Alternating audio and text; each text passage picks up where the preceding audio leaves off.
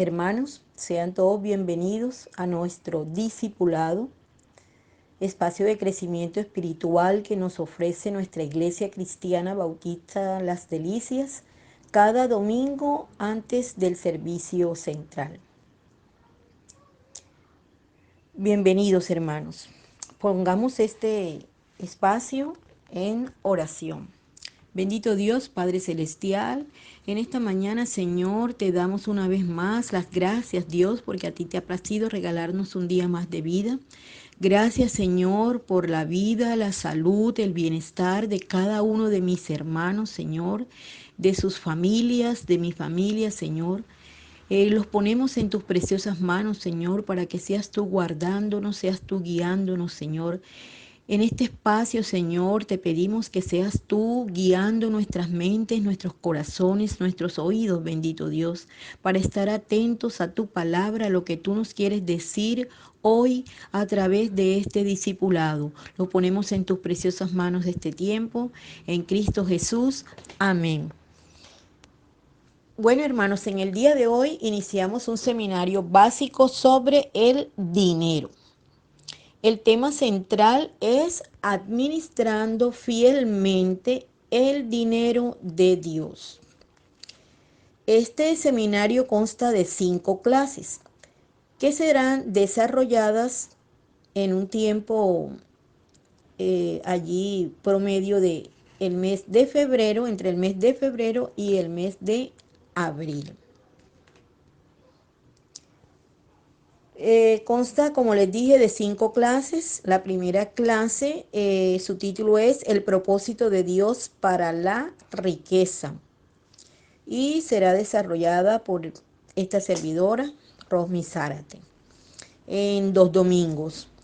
La clase número 2 se titula La gracia de dar, que será desarrollada por nuestra hermana Noris Caballero. La clase 3 se titula La economía de Dios hoy, desarrollada por nuestro hermano Ricardo Chewin. La clase número 4, La economía de Dios en el mañana, desarrollada por nuestro hermano Tony Argote. Y la quinta y última clase de este seminario se titula Desarrollando un corazón que valora. Será desarrollada por nuestra hermana Carmen Remo. Tal como les dije, el tema central es el dinero, administrando fielmente el dinero de Dios. La clase número 1 se titula El propósito de Dios para las riquezas. La finalidad de nuestro tiempo juntos en este espacio será ayudarnos a entender mejor el propósito de Dios sobre cómo usamos nuestro dinero y nuestras posesiones. Hay una gran cantidad de libertad cristiana en este tema. Por tanto, no profundizaremos en los detalles específicos del presupuesto o de la distribución de los bienes de alguien. No obstante, compartiremos los principios bíblicos generales sobre el dinero y las posesiones. Para empezar, miraremos una parábola que Jesús contó en Mateo 25, del 14 al 30. Todos la hemos leído muchas veces. Si gustas, hermano, puedes buscarla en tu Biblia, pero permíteme hacer solamente un breve recuento de ella. En Mateo 25, Jesús cuenta la parábola de un hombre que, yéndose lejos, confió varias cantidades de dinero a sus 3 siervos, a cada uno conforme a su capacidad. El primero recibió 5 talentos. El segundo recibió 2 talentos. Y el tercero recibió 1 talento. Después de regresar de su viaje, el hombre llamó a sus siervos para que ellos rindieran cuentas de cómo habían usado su dinero. Los dos primeros siervos trabajaron el dinero y lo duplicaron. Por esto, el Señor elogió su fidelidad y los llamó buenos, concediéndoles entonces más responsabilidad y una de esas partes en su felicidad. Pero el tercer siervo fue negligente y malo y escondió el dinero en un hueco en la tierra. Por esta razón, el Señor lo reprendió, tomó su dinero y lo echó fuera de su casa. Bien, esta parábola es una gran manera de empezar a pensar en nuestro dinero y en nuestras posesiones terrenales, a lo que llamaremos riquezas en esta clase. Así que utilizaremos esta parábola como un bosquejo al examinar al Señor, a los siervos y su administración. La clase 1, recuerda, se titula El propósito de Dios para las riquezas. Y en esta clase vamos a desarrollar 4 subtemas. El primero se titula El Señor, Dios.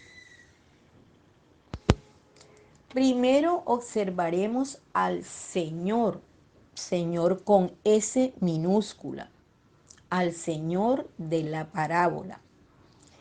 Él representa a alguien. ¿Quién sería ese? Dios. ¿Por qué? Porque Dios está por encima de todo.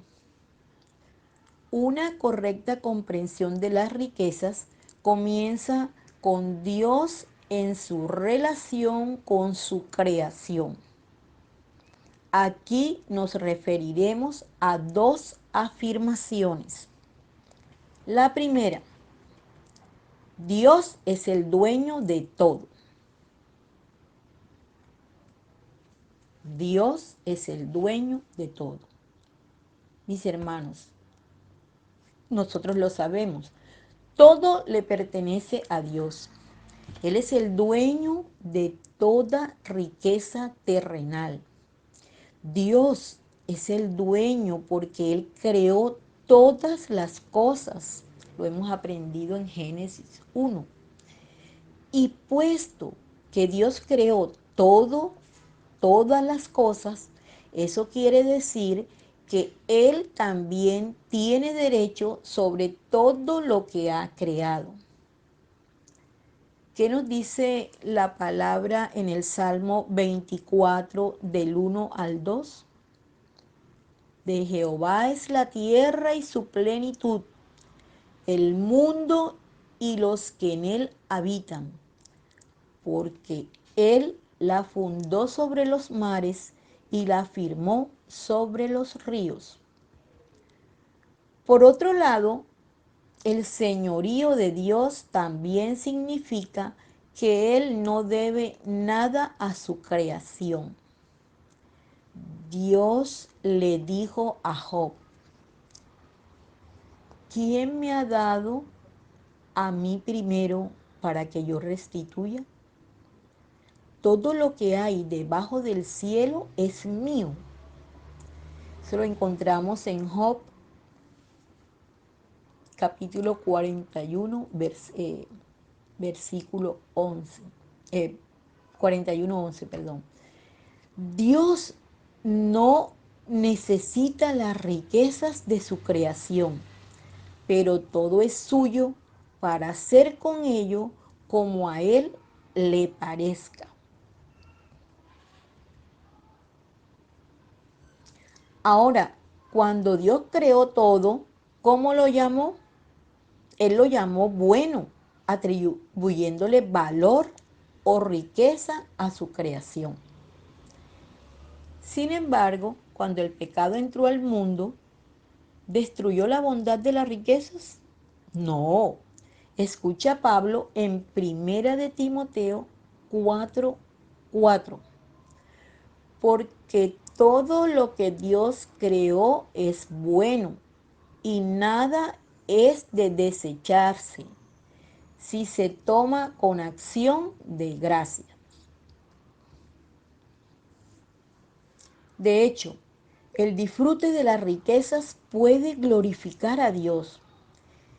Esto es lo que Pablo dice 2 capítulos después en Primera de Timoteo 6.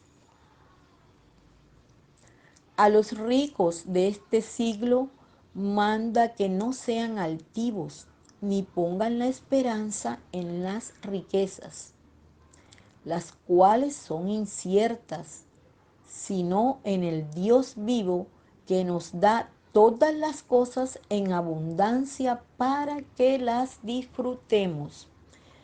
Así que allí, lado a lado, vemos que Dios nos da riquezas para nuestro disfrute y que no deberíamos poner nuestra esperanza en ellas. Algunos cristianos aplauden la idea de vivir en pobreza y seguir un estilo de vida ascético lejos de las riquezas y el placer. Pero eso no es lo que la Biblia enseña. La abnegación está instituida en la Escritura, sin duda. No obstante, así como las riquezas pueden usarse para bien o para mal, lo mismo sucede con la abnegación. El asceta, que ve el sufrimiento como una forma de expiación para el pecado y la vergüenza, termina edificando su autoconfianza en vez de edificar su santidad y termina apartándose de la gracia de Dios en lugar de complacerlo. La negación puede ser tan egoísta como las riquezas.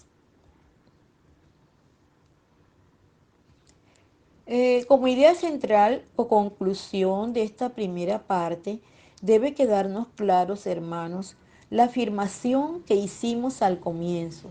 Dios es dueño de todo. Él no debe nada a nadie. Todo lo que Él ha hecho es bueno y eso incluye nuestras riquezas. El secreto para manejar bien el dinero no es huir de él, es someterlo al señorío de Cristo. La segunda afirmación que veremos que estudiaremos en esta mañana, se titula Dios da a las personas sus riquezas.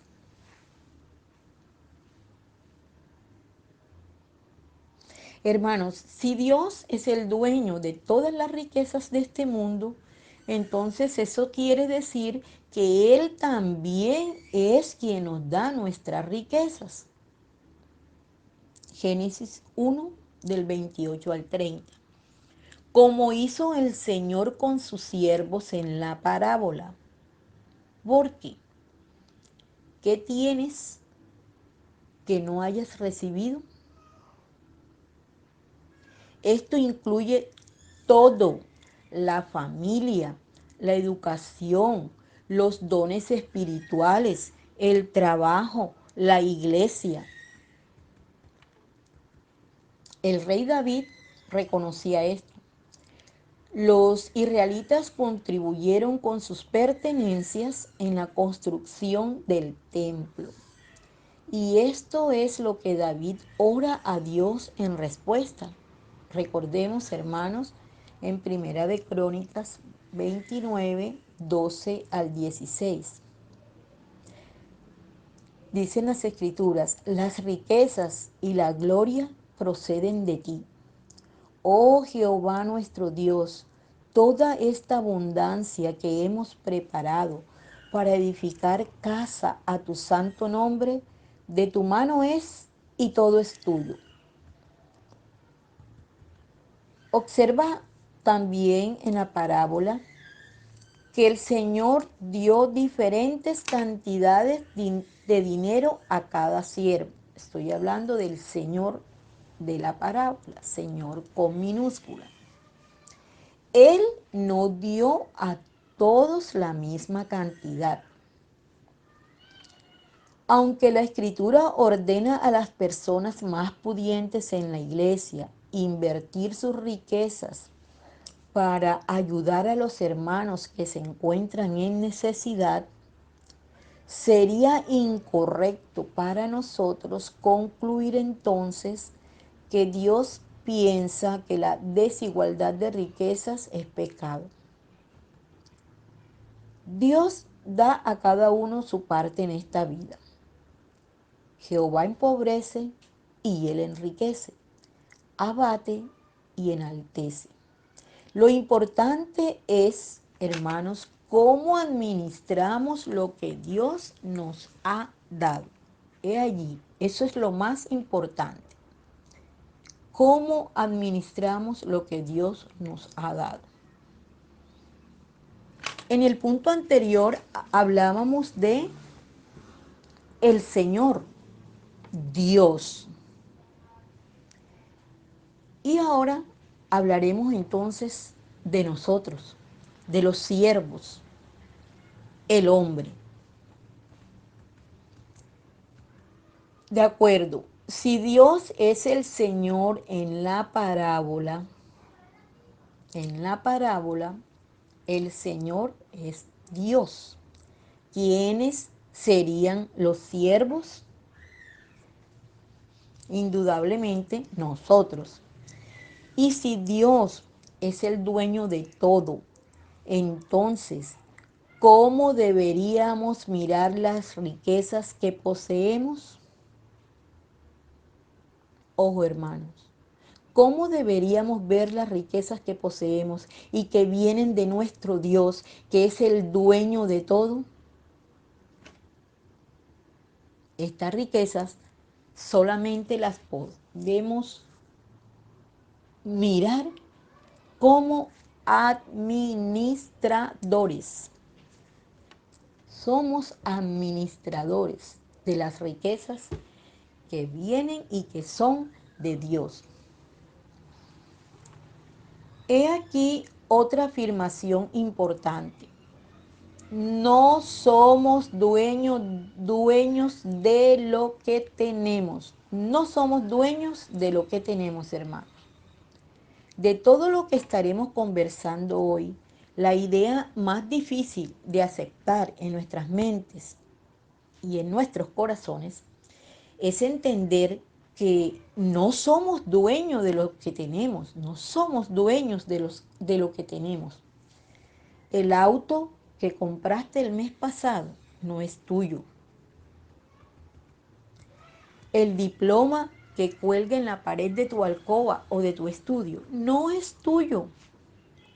Los hijos que tienes, que te los gozas, que los amas, mi hermano, no son tuyos. El dinero en tu cuenta bancaria, hermano, no es tuyo. En nuestra naturaleza pecaminosa no nos gusta admitir esto que acabamos de escuchar.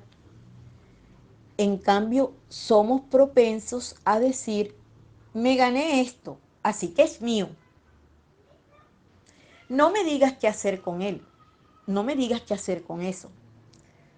Pero si estamos de acuerdo con la escritura, entendemos que todas las cosas finalmente le pertenecen a Dios.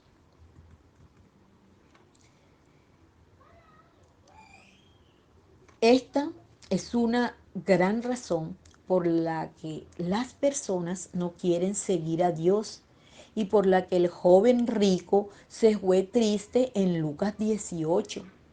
No quieren someter sus riquezas o sus vidas al señorío de Dios.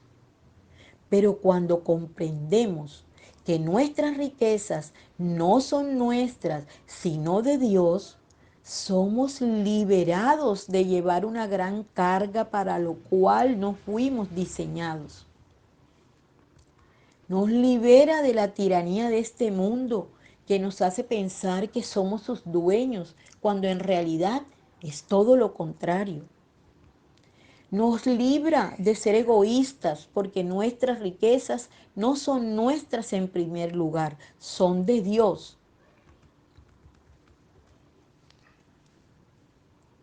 En su libro Deseando a Dios, John Piper da una ilustración acerca de alguien que entra en un museo de arte con las manos vacías.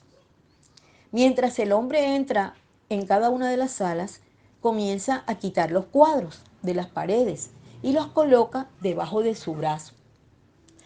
Cuando alguien le pregunta, ¿qué está haciendo?, él responde, me estoy convirtiendo en un coleccionista de arte. Pero esos cuadros no son suyos. Entonces la persona contesta, por supuesto que son míos. ¿No ve que los tengo bajo mi brazo? Qué tonto. Sin embargo, ¿no es así como a menudo actuamos nosotros? Todo lo que tenemos es de Dios. No traemos nada a este mundo y no podemos llevarnos nada. Entonces, ¿qué somos? Y aquí viene una aclaración muy importante. ¿Qué somos, hermanos? Sí, mi hermano, ya tú lo has respondido. Solo somos administradores de lo que se nos ha dado. Somos administradores. Un administrador es alguien a quien se le ha confiado las riquezas de otro y es responsable de manejarlas velando el interés superior del propietario. Eso es un administrador. En el principio, Dios no solo creó al hombre, creó al hombre con una tarea. ¿Cuál es? Gobernar la tierra y cuidarla. Fuimos creados para ser administradores de su creación.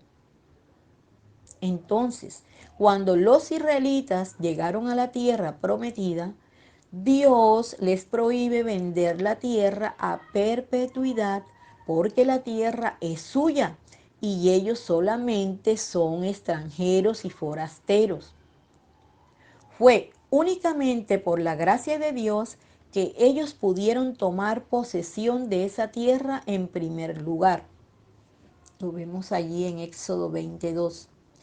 Esta relación fue diseñada para mantener su confianza en Dios y para llevarlos finalmente a tomar posesión de un mejor país, uno celestial. Entonces, si somos administradores de todas las riquezas que hemos recibido, ¿cómo cambia esta nuestra idea acerca de nuestras cuentas bancarias, nuestros autos, nuestras casas y demás bienes terrenales? No deben usarse para nuestro único propósito, sino para el de Dios. Número 1. 2. Seremos responsables por la manera en que usamos las riquezas de nuestro Señor. Romanos 14, 12. 3. Debemos justificar la manera en que usamos todas nuestras riquezas, no solo lo que damos a la iglesia, sino también lo que invertimos en nosotros mismos. 4. Enriquecerse no es un fin por sí mismo. Ahora bien, ¿de qué manera podemos administrar? Existen dos, las cuales desarrollaremos a continuación. La primera manera de administrar el estudio contempla que es una administración pobre y que es evidencia de incredulidad. Primera de ellas, administración pobre, dos puntos, evidencia de incredulidad.